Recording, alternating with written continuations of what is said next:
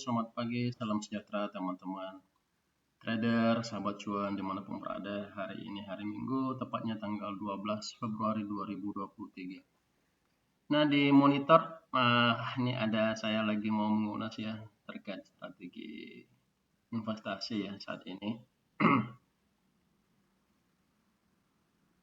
Di mana kita ketahui bahwa kondisi saat ini adalah era VUCA ya.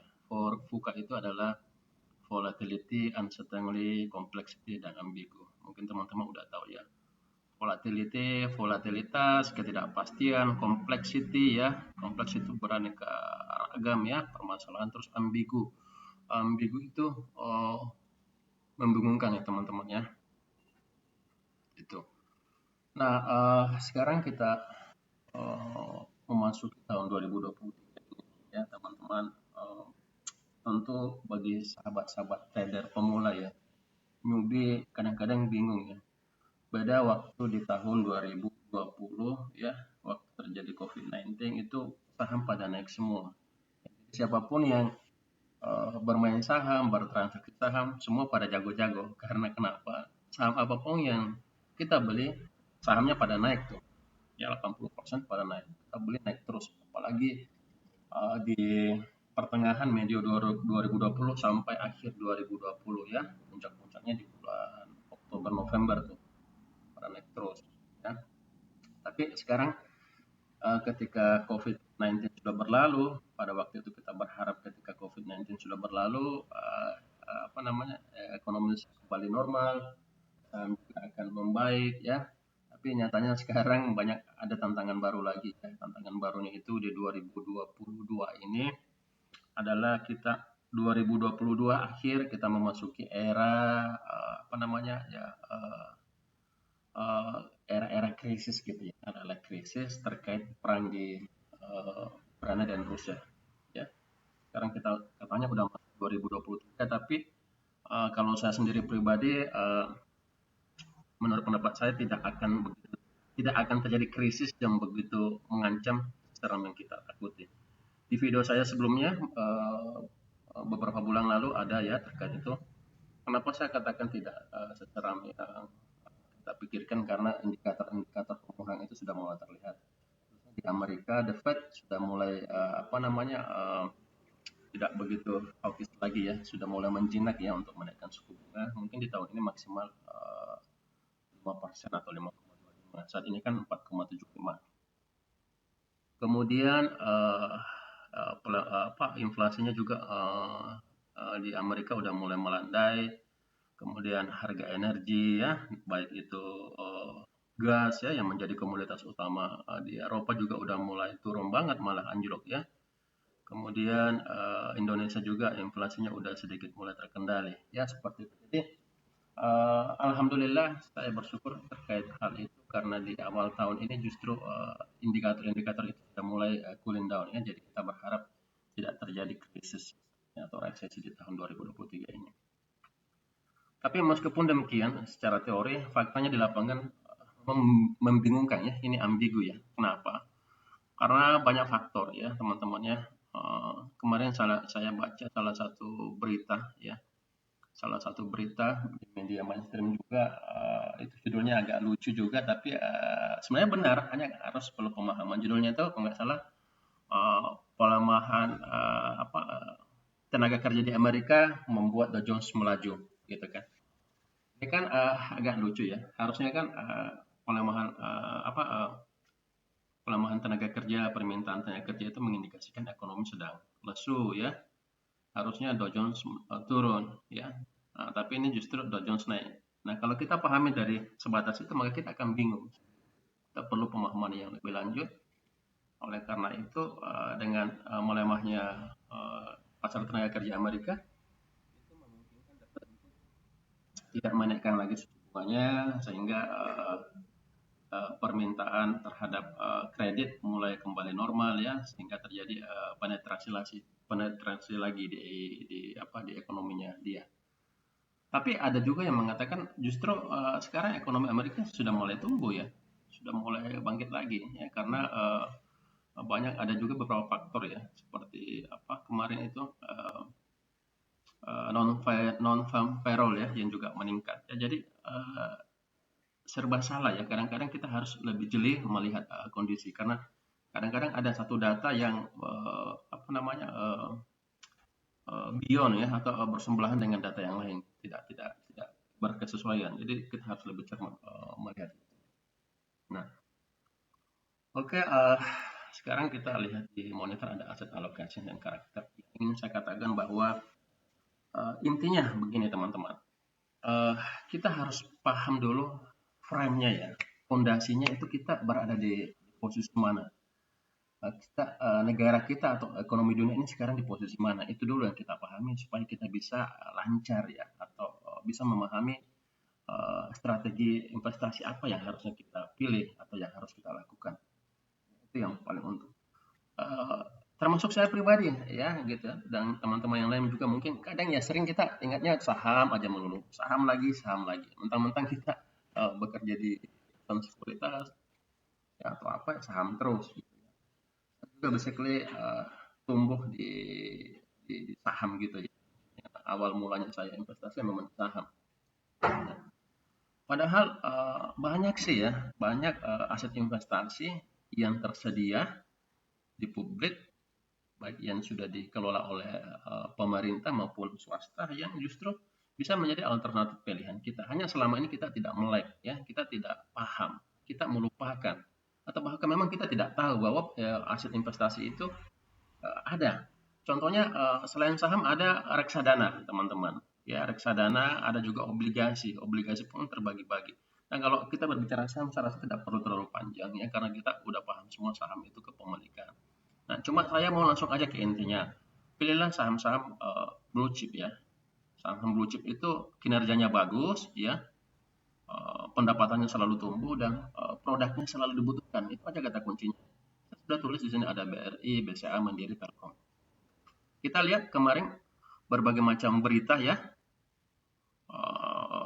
sana sini ada berita flash positif, tapi saham-saham ini meskipun turun ya, tapi akhirnya diakumulasi lagi. Baik investor asing maupun lokal kembali lagi memburu BRI, BCA, Mandiri, apalagi mau stock split. Saya rekomendasi BMRI beli ya saat stock split nanti. Kemudian Telkom, ya, Telkom udah turun dalam juga, kemudian naik lagi ini karena terkait kasus, terkait kinerja penempatan asetnya, ya dananya di Gotoh. Tapi saya rasa itu nggak terlalu berpengaruh ya, karena Gotoh untuk jangka panjang juga masih prospek saya lihat ya, seperti itu. Nah, ketika saham-saham ini koreksi masuk, beli, dan belinya itu jangan langsung banyak ya. Kalau penurunnya baru sedikit, misalnya 2-3%, 2% nggak usah dulu. Dicicil-cicil gitu ya, jangan terlalu banyak. Turun lagi, masuk lagi, turun lagi. Jadi kalau mau investasi, nah ini yang saya rekomendasi. Ya, BCA, BRI, Mandiri, Telkom. Itu aja. Ada juga sih saham lain seperti batu bara, tapi kan kita tahu sektor-sektor komoditas energi seperti itu kan musiman, ya. Kita tahu beberapa waktu yang lalu saham batu bara itu pada melonjak semua. Adaro ya, PTBA. Ketika harga gas di Eropa itu tinggi ya karena Rusia memblok ekspornya. Tapi sekarang di mana Amerika juga udah ekspor gas ke Eropa, malah distribusinya udah mulai lancar, harga juga mulai turun. Nah, itu mempengaruhi harga batu bara sekarang ini turun juga. Ada dampaknya ke saham-saham batu bara juga pada anjlok seperti itu. Nah, itu dia. Jadi musiman kita tinggal lihat kondisinya kalau saham-saham energi. Tapi kalau BRI, BCA, Telkom itu memang sepanjang masa ya. Banyak sudah yang kita lewati tahun 2009-7-98 saat terjadi crash market ya, pelensernya Pak Soeharto, kemudian di tahun berapa lagi tuh 2008 ya, 2008 kasus subprime market anjlok ya. Terus apalagi perang dagang di 2018 ya. Kemudian apalagi COVID-19 ya, market anjlok ya. Terus sekarang ini, nah itu sudah menjadi pembelajaran bagi kita di mana saat itu market anjlok, tapi saham-saham yang ini teman-teman naik lagi. Nah sekarang ini isu resesi krisis 2000 turun masuk lagi lah. Jadi kita nggak usah terlalu cemas Simpel aja, nggak usah terlalu banyak teori. Simpel aja. Ketika mereka koreksi, kita masuk. Ya, tapi pakai money management ya teman-teman. Nah, khusus yang baru ya, underline saya garis bawahi, hati-hati menggunakan limit ya. Sekuritas itu senang aja kita pakai limit ya. Tapi saya pribadi harus mengingatkan limit itu seperti silet, bermata dua tajamnya, bisa ke atas bisa ke bawah. Kalau pakai limit pinjaman, itu kita harus pandai-pandai ya melihatnya. Jadi kalau kalau T plus 2 nggak kita bayar pinjaman itu, kita bisa di foreclosure dan di dalamnya ada bunga teman-teman ya. Nah, itu sebagai seorang muslim saya punya tanggung jawab moral mengingatkan ya, bunga itu ada riba di dalamnya. Jadi saya cuma menyampaikan, terserah teman-teman lagi ya. Cari rezeki boleh aja, tapi ingat pertanggungjawabannya di kelak nanti ada ya. Jadi harus menyampaikan ini. Nah, kemudian itu tadi ya, banyak juga orang yang teman-teman saya ya dulu ya, yang sebenarnya strategi investasinya udah bagus. Nah, tapi lama-kelamaan dia coba-coba yang namanya limit, berantakan deh ya, karena dia mikirin bayar utang aja, udah turun bayar utang, nggak konsen lagi dia. Jadi sebaiknya pakai cash basis aja. Kecuali Anda yang sudah paham, udah lama, ya terserah Anda. Saya nggak mau campur itu. Ya, oke, ini finish ya, saham. Kita udah selesai. Nah, saham ini kapan aja kita masuk, tinggal tergantung timingnya aja. Tapi khusus untuk blue chip ini ya. Kemudian reksadana teman-teman, Bapak Ibu. Reksadana ini khusus kepada ibu-ibu sih saya peruntukkan, atau para pekerja ya, atau mahasiswa. Reksadana itu adalah suatu aset investasi yang dikelola oleh manajer investasi ya. Ada reksadana saham ya. Reksadana saham sesuai dengan namanya, aset alokasinya itu penempatan di saham-saham tadi. Kalau MI-nya portofolionya bagus, pemilihannya dia pilih saham-saham yang blue chip bagus ya. NAB-nya bisa naik. Kemudian ada reksadana pendapatan tetap. Nah, aset alokasinya biasanya dikombinasi ya. Dia lebih banyak di surat utang ya, pendapatan surat utang pemerintah atau korporasi. Ini bagus juga ya. Ini bagus juga ketika harga obligasi lagi turun, kita beli pendapatan tetap ini, reksadananya oke juga. Saya recommended juga ya. Pasar uang ini sama dengan deposito atau BI. Kalau saya pasar uang saya nggak terlalu recommended. Kalau mau ya langsung aja di deposito teman-teman. Ya, soalnya deposito. Hanya kelebihannya dia nggak kena pajak ya. Tapi karena biaya pengelolaan. Jadi kalau saya recommended yang ini aja nih. Kalau reksadana pendapatan tetap ya. Oke, terus ada obligasi. Nah, obligasi menarik. Yang sampai sekarang ini tingkat literasi masyarakat di obligasi ini masih kurang sekali menurut saya ya. Di obligasi itu terbagi dua. Ada obligasi pemerintah dan ada obligasi korporasi. Obligasi pemerintah pun terbagi dua ya. Ada obligasi syariah, sukuk, ya. Ada obligasi yang konvensional, surat utang negara atau SPN, sertifikat perbendaharaan negara 1 tahun ke bawah. Ada SBR dan ORI. Nah, yang sabor ini ya, warna orange ini yang akan saya bahas, SBR dan ORI. Nah, ibu-ibu biasanya, termasuk kita semua tuh kadang tahunya cuma deposito, ya, deposito. Padahal ada instrumen investasi ya, atau penyimpanan yang bunganya atau kuponnya lebih tinggi daripada deposito. Nah, ini dia jawabannya, SBR atau ORI. Apa itu SBR?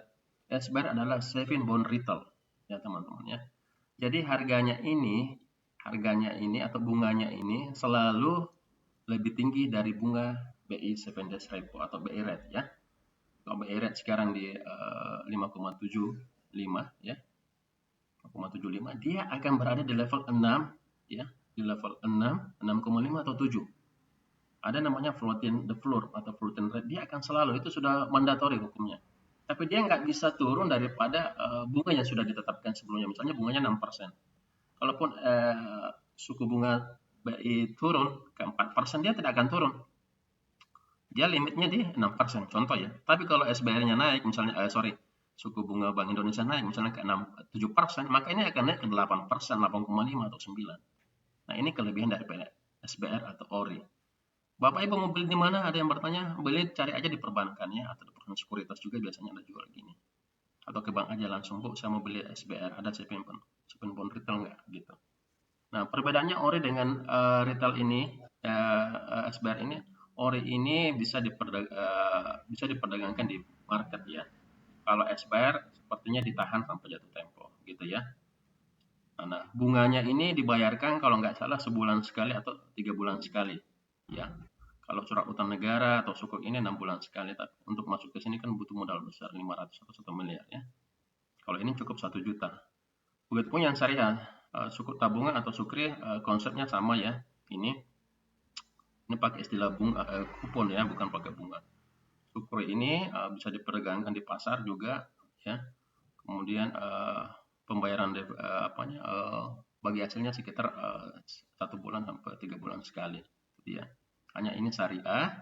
Syariah, konsepnya syariah yaitu dana Anda yang diterima oleh negara itu dikelola berdasarkan prinsip kepemilikan. Jadi misalnya negara ngumpulin dana masyarakat di Sukri ini atau sukuk ini untuk pembangunan jembatannya, itu underlying asetnya adalah jembatan atau rumah sakit. Kalau ORI, Sun ini bisa digunakan untuk bayar utang, ya. Negara pakai terbitkannya untuk bayar utang bisa loh. Makanya nggak masuk syariah karena utang itu adalah riba, ya, buat teman-teman. Jadi selain itu, selain memperoleh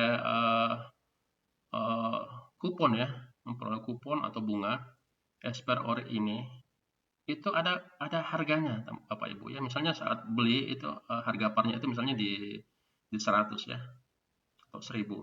Ketika turun di harganya di 90 atau 95 itu adalah ada selisih spread. Jadi beli di 95 pas jatuh tempo nanti 3 tahun ke depan misalnya dijual di harga 100, pemerintah harus beli di harga 100. Jadi ada spreadnya 5 di situ plus bunga atau kupon yang kita peroleh. Jadi enak nih.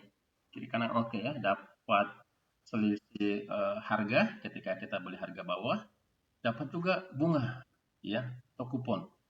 Ini bagusnya nih, ini enaknya nih. Jadi kalau market memang lagi nggak jelas, mau beli saham takut ya karena resesi, ya pilihlah SBN ini. SBN Ori ini bagus menurut saya di saat market atau situasi ekonomi kurang menguntungkan, terjadi resesi atau krisis. Karena apa?